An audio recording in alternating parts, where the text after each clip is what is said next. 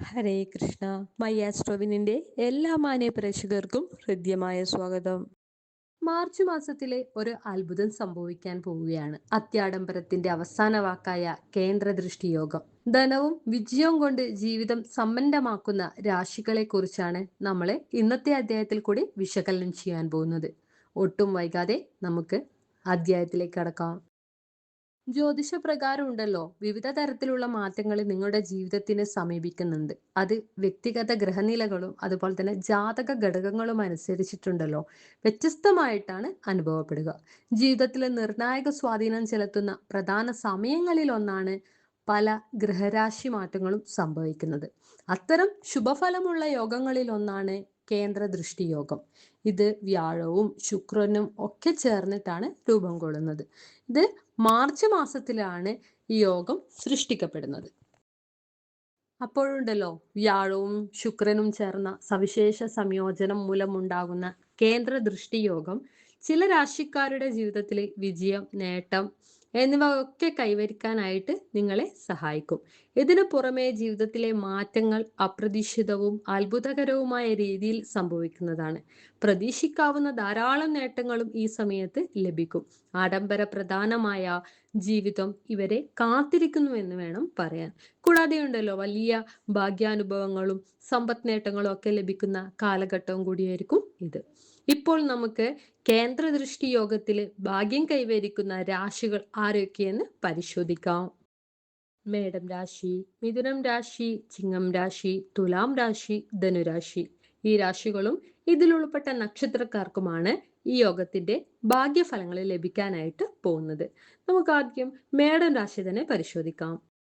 മേടം രാശികൾക്ക് ഈ ശുഭയോഗം വലിയ അനുഗ്രഹം നൽകുന്ന ഒരു സമയമായിട്ട് തന്നെയാണ് മാറുന്നത്.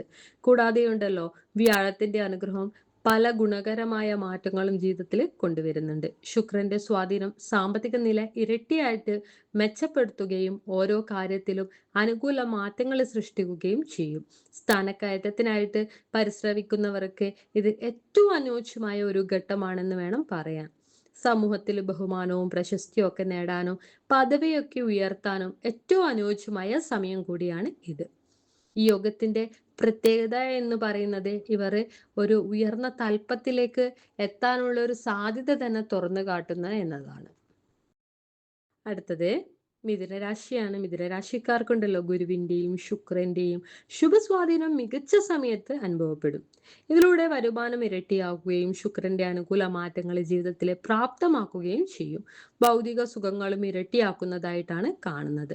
നിങ്ങളുടെ എല്ലാ മാറ്റങ്ങളും അത്ഭുതകരമായ രീതിയിൽ സംഭവിക്കും. കൂടാതെ ജീവിതത്തിൽ വിജയം ഉറപ്പാക്കാനും നിങ്ങളെ സഹായിക്കും. പഴയ നിക്ഷേപങ്ങളിൽ നിന്ന് മികച്ച സാമ്പത്തിക നേട്ടങ്ങൾ നേടാനും ഈ സമയത്ത് സാധ്യത ഉയരുന്നുണ്ട്. അടുത്തത് ചിങ്ങം രാശിയാണ്. മാർച്ച് 18 ശേഷമുള്ള കാലം സുവർണ കാലഘട്ടത്തിന്റെ തുടക്കമായിട്ടാണ് കാണുന്നത്. ഇതോടുകൂടി നിങ്ങളെ പൂർത്തിയാക്കാത്ത ജോലികളൊക്കെ പെട്ടെന്ന് പൂർത്തീകരിക്കാനായിട്ട് നിങ്ങൾക്ക് കഴിയും. കൂടാതെ നിങ്ങളുടെ സ്വപ്നങ്ങളും ലക്ഷ്യങ്ങളും ഈ സമയത്ത് സാക്ഷാത്കരിക്കാനുള്ള ഒരു അവസരമായിട്ടും കാണുന്നുണ്ട്. ജീവിതത്തിലെ സന്തോഷകരമായ നിരവധി മാറ്റങ്ങളൊക്കെ സംഭവിക്കുകയും സ്വത്ത് സംബന്ധിച്ച കാര്യങ്ങളിൽ ഗുണപരമായ ഫലങ്ങൾ ലഭിക്കുകയും വിദേശത്ത് ജോലി ചെയ്യുകയോ അതുപോലെ തന്നെ പഠിക്കുകയോ ചെയ്യാനുള്ള അവസരങ്ങളും ഈ ഘട്ടത്തിൽ നിങ്ങൾക്ക് ലഭിക്കും. സ്വപ്നങ്ങളെ സാക്ഷാത്കരിക്കുന്നതിനാൽ തന്നെ ഒരു കാര്യത്തിലും പിന്നോട്ട് പോണ്ടി വരുന്ന ഒരു സാഹചര്യം തന്നെ നിങ്ങൾക്ക് കാണുന്നില്ല. അടുത്തത് തുലാം രാശിയാണ്. തുലാം രാശിക്കാർക്കുണ്ടല്ലോ, കേന്ദ്ര ദൃഷ്ടി യോഗത്തിന്റെ ശക്തമായ സ്വാധീനം ജീവിതത്തിൽ വിവിധ മാറ്റങ്ങളാണ് സൃഷ്ടിക്കുന്നത്. വ്യക്തിബന്ധങ്ങളിലെ മാധുര്യം വർദ്ധിക്കുകയും സന്തോഷകരമായ നിമിഷങ്ങൾ ജീവിതത്തിലേക്ക് എത്തുകയും ചെയ്യുന്ന ഒരു സമയമാണ്. പ്രണയബന്ധങ്ങളിലുള്ളവർക്ക് ഇത് കൂടുതൽ സന്തോഷവും സമാധാനവും നൽകുന്നുണ്ട്.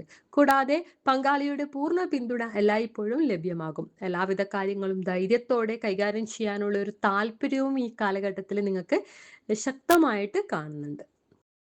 അവസാനമായിട്ട് ധനുരാശിയാണ്. ധനുരാശിക്കാർക്കാണെങ്കിൽ വ്യാഴത്തിന്റെ ശുഭ സ്വാധീനം കൊണ്ടാണ് കേന്ദ്ര ദൃഷ്ടി യോഗം ധാരാളം ഗുണഫലങ്ങളെ കൊണ്ടുവരുന്നത്. ആത്മവിശ്വാസം വർദ്ധിക്കുകയും ബിസിനസ് സംബന്ധമായ കാര്യങ്ങളിൽ ഏറ്റവും അനുയോജ്യമായ സമയമാകുകയും ചെയ്യും. ആത്മീയ കാര്യങ്ങളിലേക്കുള്ള താല്പര്യം ഉയരുകയും വീട്ടിലെ അന്തരീക്ഷം സന്തോഷം, സമാധാനം, ഐശ്വര്യത്തോടെയൊക്കെ നിറഞ്ഞിരിക്കും.